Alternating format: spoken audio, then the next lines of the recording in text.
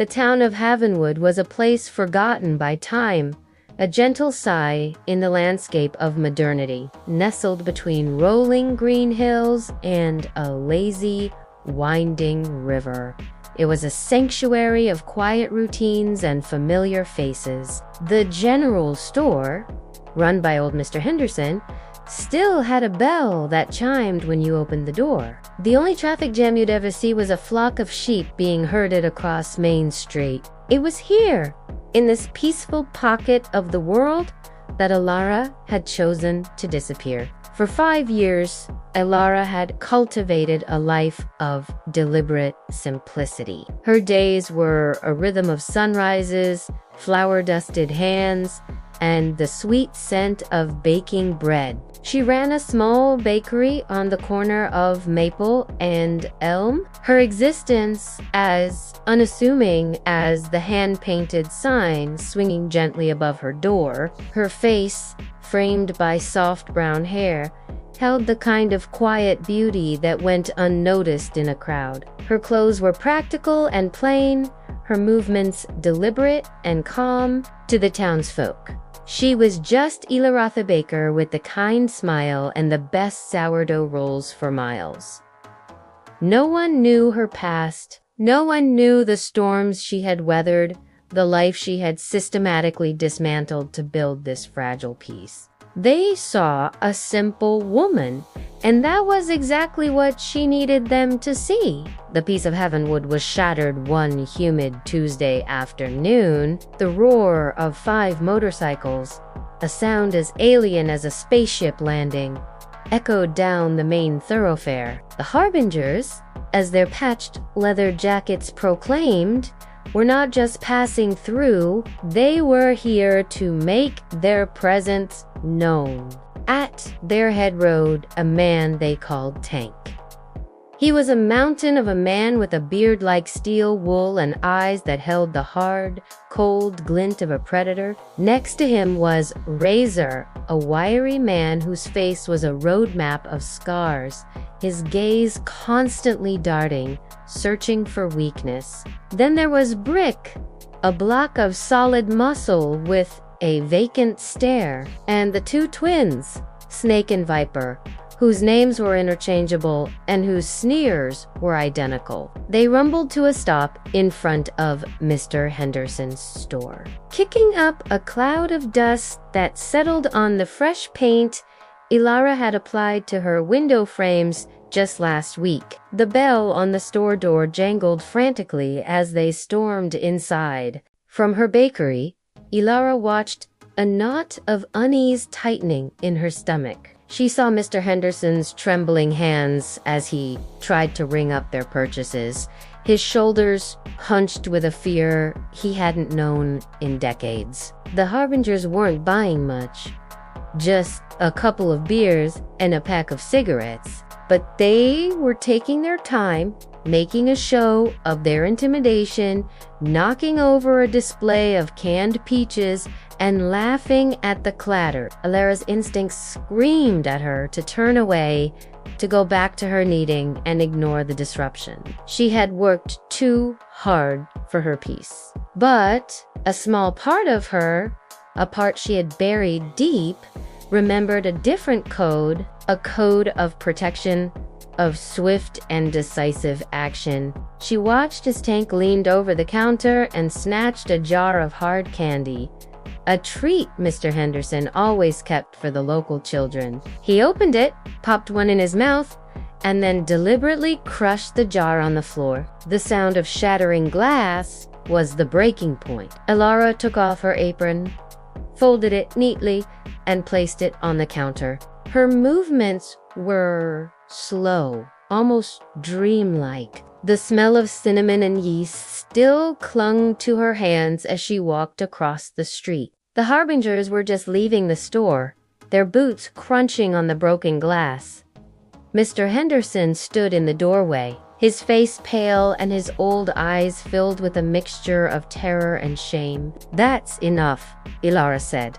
her voice a calm ripple in the tense air. Tank paused, the smirk on his face stretching into a sneer. He slowly turned, his eyes raking over Alara's small frame. His gaze lingered on her simple dress, her flower-dusted shoes. He let out a low, guttural laugh. "And who the hell are you?" he boomed, his voice a gravelly assault on the tranquil street. "I'm the baker," she replied evenly. "And that's enough. Get on your bikes and go."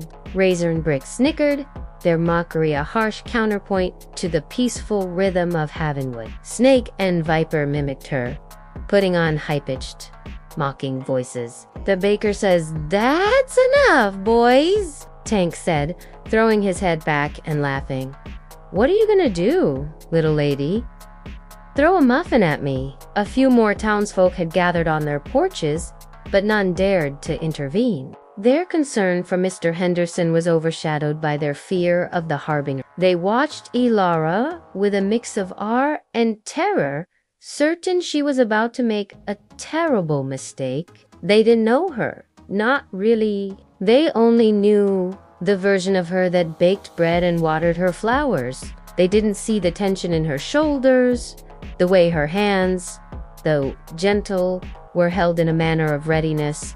They didn't see the subtle change in her posture, a shift that marked her transition from passive observer to active participant. "You don't want to do this," Alara said, her tone no longer a suggestion but a quiet warning. Tank took a step toward her, closing the distance. The sun glinted off the skull ring on his finger. "Oh, I think I do. Maybe a little lesson is what this town needs. A reminder that some people are meant to be broken." He raised his huge hand, not to strike her, but to grab her by the collar, to hoist her up and humiliate her. It was a move born of arrogance, an assumption of complete dominance. It was also his first mistake. In that split second, the veil of Elara, the baker, fell away. The movements that had always been measured and calm were now a blur of terrifying efficiency. She didn't move back, she moved in. She didn't block his hand, she redirected it. With a subtle twist of her wrist, she shifted her weight, and what should have been a powerful grab became a leverage point. Tank, all 280 pounds of him, suddenly found his own momentum working against him. The force he was using to grab her was the same force that sent him sailing over her shoulder. His massive body hit the dusty street with a sickening thud. The wind knocked out of him. He lay there, dazed, staring up at the suddenly alien blue sky. The other four bikers, who had been laughing just a second ago, now stood in stunned silence. Their leader, a man who could flatten an engine block with his bare hands, was on the ground. Razor, the quickest of the group, was the first to react. He lunged forward, a switchblade appearing in his hand as if by magic. His training was in speed and intimidation, in overwhelming an opponent before they could even think. But Elara wasn't thinking, she was reacting. She didn't meet his blade with a block. She met his arm with a pivot. Her hand shot out, not to grab, but to strike a nerve cluster in his forearm. The pain was instant and excruciating, causing Razor's arm to seize and his fingers to release the knife. As he winced, Alara's foot, clad in a worn leather shoe, shot out and connected with the back of his knee. The bone-deep shock caused his leg to buckle, and he crumpled to the ground, howling in pain. The switchblade clattered on the street. Brick was next. He wasn't a thinker. He was a hammer. He charged forward, a simple, powerful haymaker aimed at Alara's head.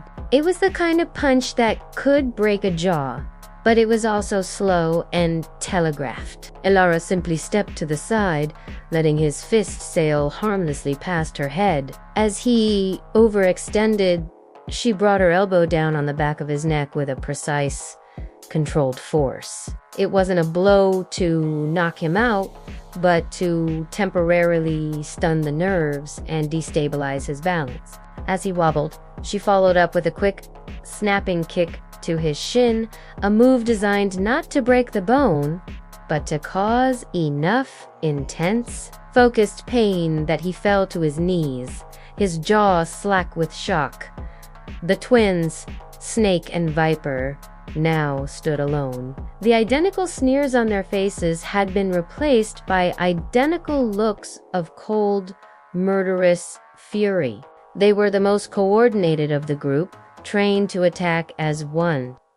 One went for a low sweep, the other for a high punch. But their coordination was a practiced, predictable routine. Elara saw the pattern instantly. She jumped, her feet finding purchase on the back of the low-sweeping twin's thigh. She used his momentum as a springboard, launching herself over his head and bringing her heel down hard on the shoulder of the other twin as she landed. The first twin lost his balance and fell, while the second twin's shoulder felt like it had been hit by a sledgehammer. Before the first twin could even push himself up, she grabbed his jacket and twisted, pulling him into the second twin who was still stumbling. They collided with a grunt, a tangled mess of leather and limbs, and Elara delivered a swift, concussive palm strike to the temple of the nearest one. The sound was a sharp clap. Both men went down, unconscious, their bodies intertwined. It was over. The silence that followed was even more profound than the rumble of the motorcycles. The dust, which had been kicked up by the bikes, now settled gently on the street. Mr. Henderson, still in his store doorway, stared with wide, disbelieving eyes. The other townsfolk stood frozen on their porches, their mouths agape. Elara stood in the middle of the street, her chest rising and falling with the same calm, even breaths she used when kneading dough. She looked at the 5 men lying on the ground, their forms inert and pathetic, a stark contrast to their swagger just moments before. She hadn't broken any bones, hadn't inflicted any lasting damage. The strikes were precise, targeted to pressure points and nerve clusters, designed to incapacitate, not to destroy. It was a technique born of years of training and a lifetime of hard choices. She bent down, picked up the broken glass from the jar, and carefully placed the shards in the empty metal trash bin outside the store. Then she walked back to her bakery, leaving the stunned bikers and the even more stunned townsfolk in her wake. She put her apron back on and went back to kneading the dough, the rhythmic motion a comforting anchor in a world she had just violently reminded herself she was no longer a simple woman in. The harbingers, all 5 of them, eventually stirred. They looked at each other, then at the empty bakery, their arrogance replaced by a deep and abiding humiliation. They gathered their scattered knives and cigarettes, their movements slow and pained, and without a word, they climbed back onto their bikes. The roar of their engines was muted, now a sound of retreat and shame. They disappeared down the road, and the peaceful hum of Havenwood returned. But it was a hum forever changed. The town had a new kind of quiet, a respectful quiet. Elara's bakery became the most popular spot in town, not just for the bread, but for the story. The townsfolk, who had known her for 5 years, now felt like they were only just meeting her. They would come in and buy a loaf, and a few would linger, trying to catch a glimpse of the warrior hidden behind the baker. Some would ask questions timidly at first, then more boldly. "Where did you learn to do that, Elara?" they would ask. She would just smile her quiet smile and say, "It's a long story." Elara's carefully constructed sanctuary of anonymity had been breached. She was no longer just the baker. She was the protector. She was a legend. The peaceful life she had sought to build was no longer entirely her own. She had a choice to make: to leave Havenwood and find another town to disappear into, or to stay and embrace the new version of herself that had been revealed. As she looked out her window at the gentle hills and the winding river, a new sense of peace settled over her. It wasn't the peace of anonymity, but the peace of a home she had chosen to defend. It was a more complicated, more profound peace, one she had earned in a matter of seconds.